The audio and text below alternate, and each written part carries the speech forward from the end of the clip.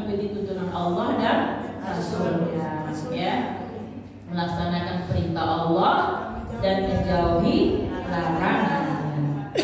Itu yang pertama. Menjadi ibu yang cerdas itu perlu dengan apa, Bu?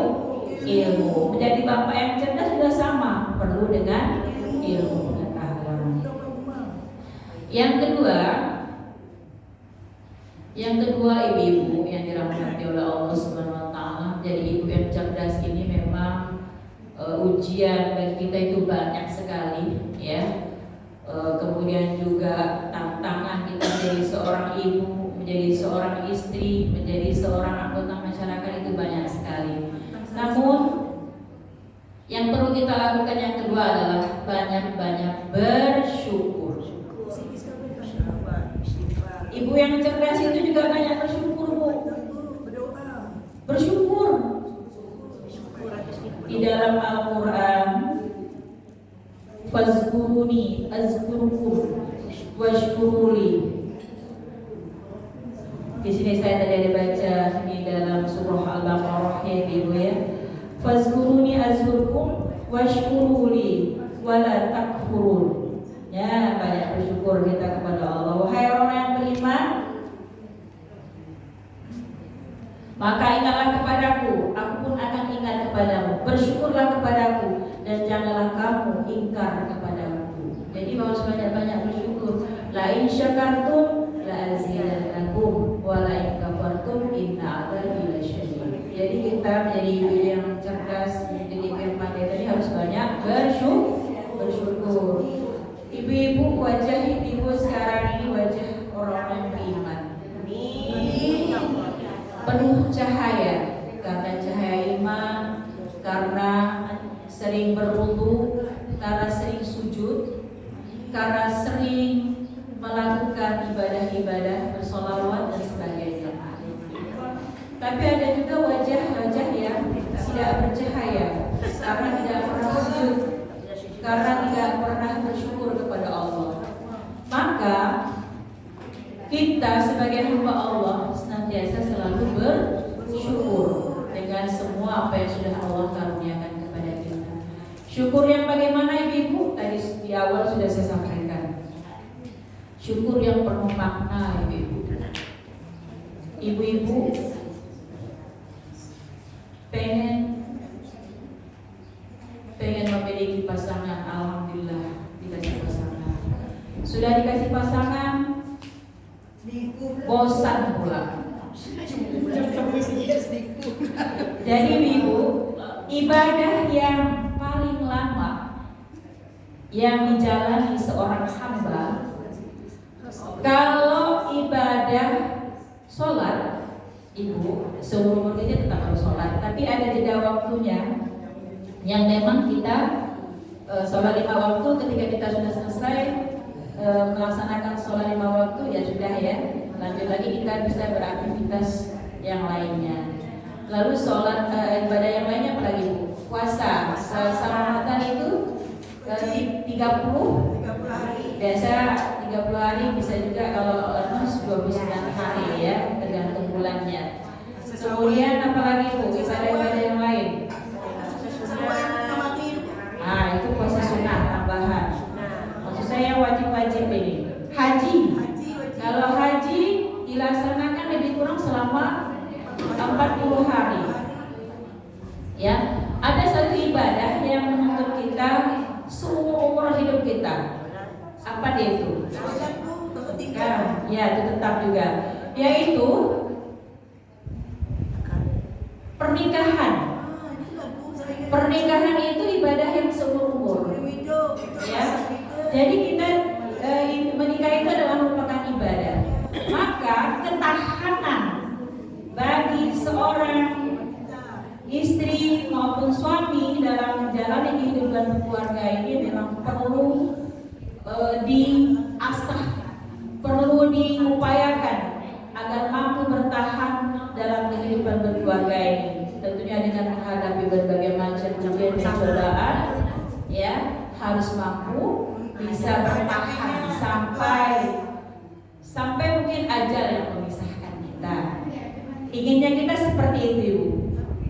Tapi Tapi dalam perjalanan kita ya, bisa saja ada ujian-ujian itu yang kita mampu tahan, bisa saja kita dalam menghadapi ujian itu kita menyerahkan kepada Allah Subhanahu wa Ta'ala. Ya, kita kembalikan semuanya karena Allah juga memberikan jalan. Kalau seandainya sebuah rumah tangga tidak bisa lagi di manajemen di keluarga itu dengan baik, maka ada jalan yaitu pisah atau cerai. Hal yang tidak disukai oleh Allah. Tapi itulah jalannya. Kalau dia teraniaya atau zalimi misalnya, baik dia sebagai seorang istri, dia merasa terzalimi, dia boleh menuntut minta pisah dan sebagainya. Ya. Dan insya Allah itu bisa dan boleh. Jadi ibu-ibu yang dirahmati dan dimuliakan Allah, menjadi ibu-ibu yang cerdas tadi tidak cukup hanya ilmu, tapi juga banyak bersyukur. Yang ketiganya bersabar.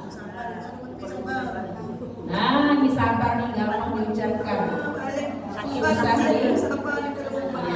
Susah dipraktekkan. Tapi sabar itu ternyata balasan Allah luar biasa. Orang yang bersabar itu Allah selalu bersamanya. Iya. Jadi di dalam Al-Quran surah Al-Baqarah juga ini Allah berfirman, Ya ayyuhalladzina amanu ista'inu bis-sabri was-shalah. Innallaha ma'as-sabirin. Ya, di dalam surah Al-Baqarah ayat 153. Wahai orang yang beriman, mohonlah pertolongan kepada Allah dengan sabar dan salat. Sungguh Allah beserta orang-orang yang sabar. Menjadi ibu yang cerdas dan pandai tadi rupanya tidak cukup hanya sebagai memiliki ilmu, tapi juga dia harus banyak bersyukur. Ya Allah, syukur anakku ya Allah lahir dengan sempurna. Syukur anakku ya Allah, syukur suamiku ya Allah bisa bersama-sama sampai saat ini, bisa memimpin menjadi imam, bisa sehat, ya. Kemudian juga suami itu bisa memberi nafkah yang berkah. Dan kita bersyukur juga anak-anak kita dilindungi dan diselamatkan oleh Allah pada perbuatan-perbuatan yang menyimpang. Ini tak boleh berhenti, kita doa aja terus untuk anak-anak kita biar terhindar dari perilaku-perilaku yang menyimpang. Karena kita tidak bisa menjaga anak kita 24 jam.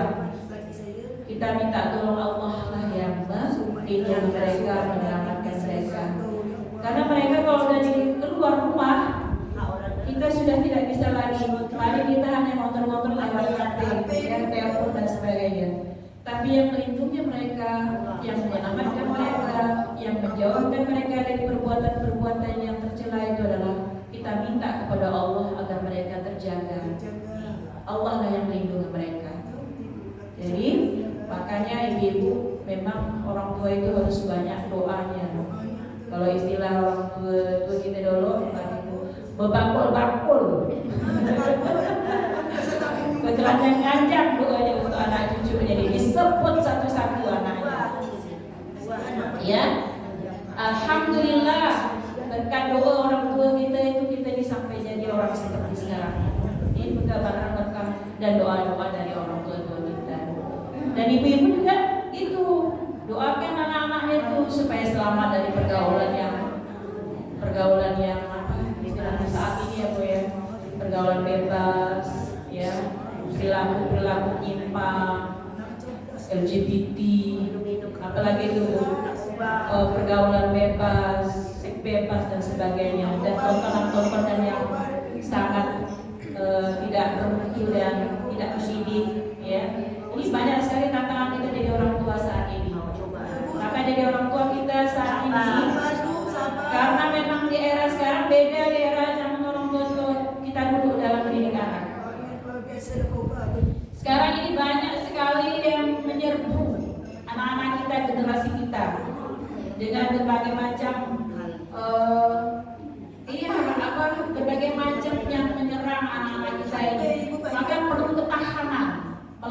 itu tadi HP, pergaulan dan sebagainya. Mereka menyerang anak-anak kita, pemikiran mereka, pemikiran anak kita, ya.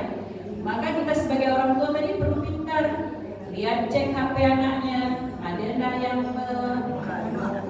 yang bisa membuat kita menjadi bimbang. Itu lihat itu, jangan sampai ada hal-hal yang tidak pantas. Bahkan kita pula yang contohkan, alhamdulillah ibu nonton hal-hal yang kurang bagus, kurang baik di dalam hati kita itu kita bisa saja berselancar itu mana ya. Anak-anak itu juga sama. Maka ibu perlu mengingatkan dan mengarahkan anak-anak kita. Tontonlah apa yang ada di dalam HP itu, karena kita tidak bisa lepas juga dari alat yang kecil ini dari kehidupan kita. Tinggal bagaimana kita memberikan edukasi, kemudian pemahaman kepada anak-anak kita. Bahasa mama kita, bahasa mama. Kau boleh main HP, tapi kau lihatlah sesuatu yang ada di HP itu yang memberikan manfaat kepadamu. Jangan kau pandang dan kau lihat sesuatu yang sangat merugikan dirimu. Jerumuskan, ya. Ini sangat penting peran kita sebagai orang tua di saat ini, di era sekarang ini, ya. Maka insya Allah mudah-mudahanlah anak-anak kita selamat dan menggunakan alat ponsel ini untuk kebaikan. Kita banyak melihat dan jaga bu anak-anak gadis kita yang baru tumbuh, cucu-cucu kita. Kemarin di berita ada seorang anak di bawah umur, ini karena perilaku orang dewasa yang tidak bertanggung jawab. Dia diperkosa oleh 11 orang dewasa yang besar-besar. Bayangkan tuh, betapa kasihannya, sedihnya kita melihat perlakuan orang-orang dewasa yang tidak bermoral itu melakukan hal-hal yang tidak biadab, melakukan hal-hal biadab kepada seorang anak yang masih belia. Ibu kalau nonton film itu ngeri saya. Iya, makanya bu kalau punya anak gadis maupun anak bujang tak boleh berhenti ngasih nasihat. Jangan pernah kita itu berputus asa. Tidak boleh kita menyerah. Teruslah berikhtiar, berdoa, ikhtiar kita tetap menjaga sehat. Kemudian tetap kita pantau, tetap kita doakan mereka agar mereka selamat. Sekarang ini, ya. Bahkan banyak anak-anak remaja yang sudah tidak perawan lagi. Ini karena kelengahan orang tua dari pergaulan anak-anak yang kurang diperhatikan, ya. Orang tua sibuk misalnya, dan orang tua sibuk, insya Allah ada juga anak-anak yang tetap selamat. Tinggal bagaimana orang tua manage keluarganya dengan baik, insya Allah anaknya dan keluarganya akan selamat. Kita berdoa kepada Allah semoga anak-anak kita selamat dan anak-anak keluarga besar kita selamat dari gangguan dan incaran orang jahat seperti itu, ya. Mereka itu menjadi korban kejahatan dari orang jahat. Dan jangan sampai pula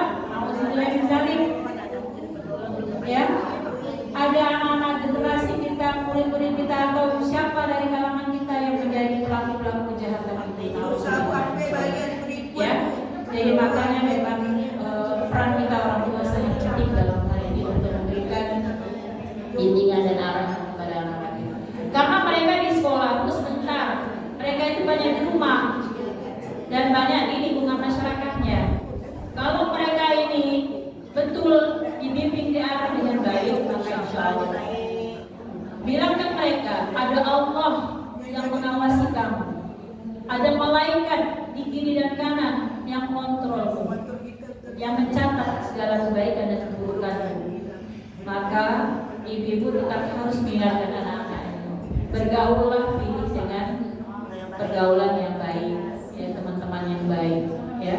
Kalau dia berada di luar lingkungan rumah, di luar lingkungan sekolah, itu yang kita sangat ngeri melihatnya, ya. Maka kalau di rumah dia juga berinteraksi lebih banyak dengan HP-nya, maka orang tua perlu pendampingi, apalagi anak yang kecil-kecil, ya.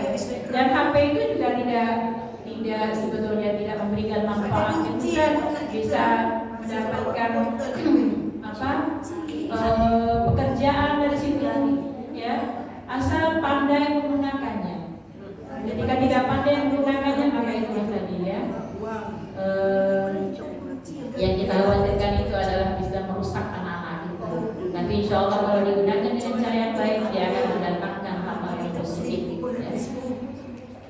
teknologi itu tergantung bagaimana siapa yang menggunakannya. Kalau digunakan dengan baik, maka dia akan bermanfaat. Tapi kalau digunakan untuk kejahatan, dia juga akan bisa, gitu ya. Nah, seperti pisau itu, Bu. Jadi dengan pisau itu bisa dipakai untuk memotong, ya, Bu ya. Ibaratnya seperti itu. Jadi HP sekarang yang ada di setiap manusia, di setiap kita nih yang pegang nih, dia bisa berfungsi seperti pisau. Pisau itu kalau kita gunakan dia untuk memotong sayur, memotong ikan, memotong bawang, dia akan bermanfaat.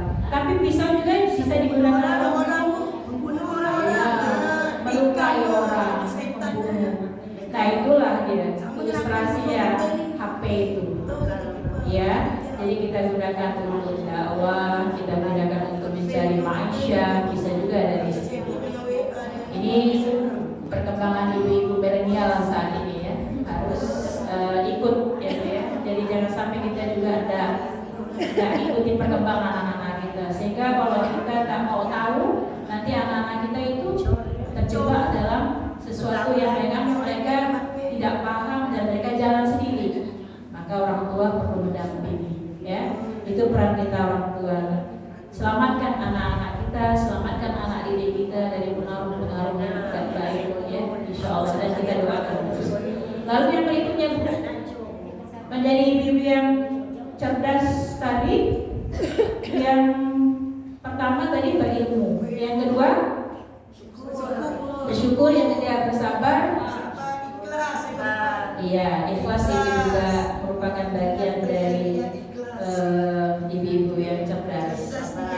Kalau kita ikhlas melayani suami anak, maka ada pahalanya. Tapi kalau tidak ikhlas, Bu, maka sia-sia yang kita dapatkan. Ya. Jadi ikhlas ini juga kunci dari segala amal yang kita lakukan. Apakah kita bisa mendapatkan ganjaran pahalanya atau tidak?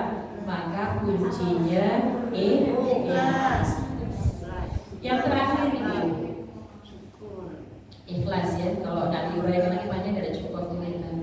Lalu yang terakhir, menjadi mama yang cerdas itu harus melek apa, Bu? Melek politik. Nah, melek politik itu ngerti. Jadi itu bukan urusan bapak-bapak yang berada di dalam pengurusan partai saja, ibu. Ternyata ibu harus melek politik, harus cerdas.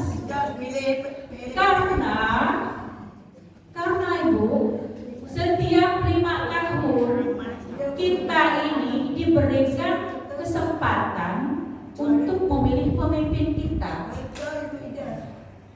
Suara kita sangat-sangat berharga.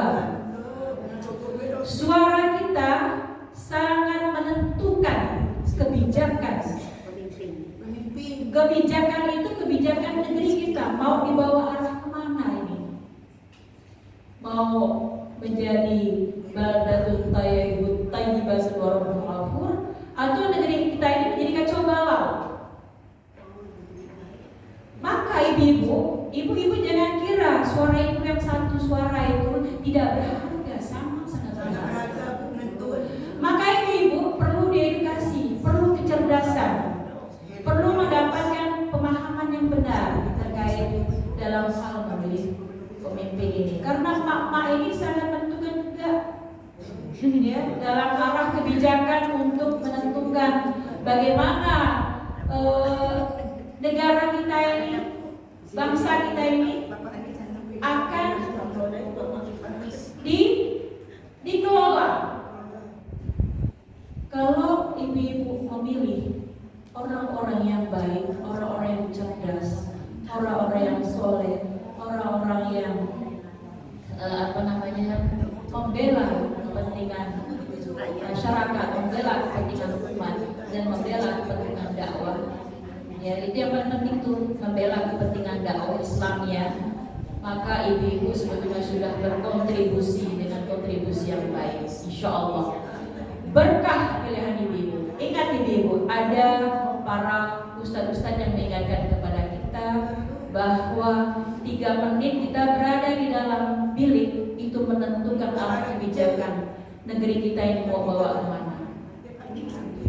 Kalau ibu-ibu mau dibayar 500.000, 1 juta, 300.000 atau berapa, selama 5 tahun kita akan memiliki pemimpin, tapi pemimpinnya pemimpin yang brengsek. 5 tahun kita nanggung nunggu. Pemimpin yang tidak berpihak kepada masyarakat, pemimpin yang menistakan orang-orang yang soleh, menangkap para alim ulama, maka ini harus kita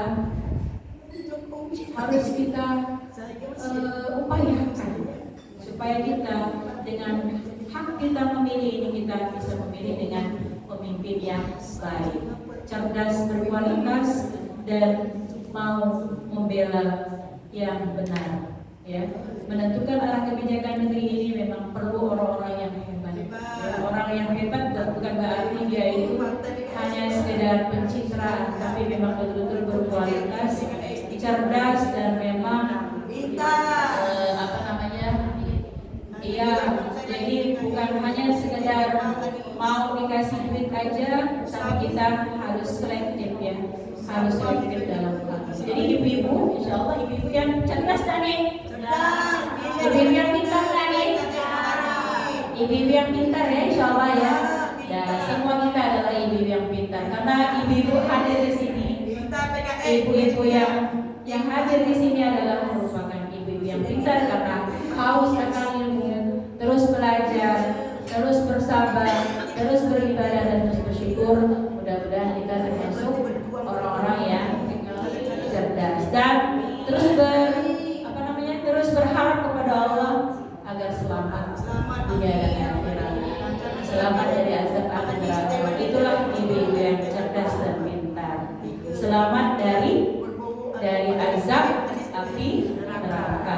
Itulah ibu yang cerdas, menyiapkan diri agar bisa selamat dari azab api neraka. Ya, insya Allah, mudah-mudahan Allah meridai segala apa yang kita kerjakan dan menuntun serta membimbing kita kepada yang lebih baik. Begitu pula dengan anak-anak kita, pasangan kita, dan semua kerabat dan keluarga kita. Kita berharap kita berada di jalan yang lurus dan benar, insya Allah. Wallahu a'lam bishawab. Al-haqqu min rabbikum wa la takunanna minal mumtarin. Assalamualaikum warahmatullahi wabarakatuh. Waalaikumsalam warahmatullahi wabarakatuh. Alhamdulillah, demikian tadi tausiah yang disampaikan oleh Ustazah Hajah Ida Laila SPD yang tentang manusia yang berkualitas, mak-mak yang berkualitas. Tentunya yang pertama adalah apa Bu tadi Bu? Berilmu. Yang kedua apa lagi Bu? Bersyukur. Yang ketiga apa lagi Bu? Bersabar dan ikhlas. Terakhirnya melek politik. Ya, harus mengerti politik, paham ya. Demikian yang disampaikan oleh beliau. Semoga bermanfaat buat kita yang ada di sini dan juga bermanfaat buat keluarga kita yang ada di rumah. Kemudian terakhir kami ucapkan terima kasih yang sebesar-besarnya kepada Ustazah kita yang telah menyampaikan ilmunya buat kita. Semoga dengan hadirnya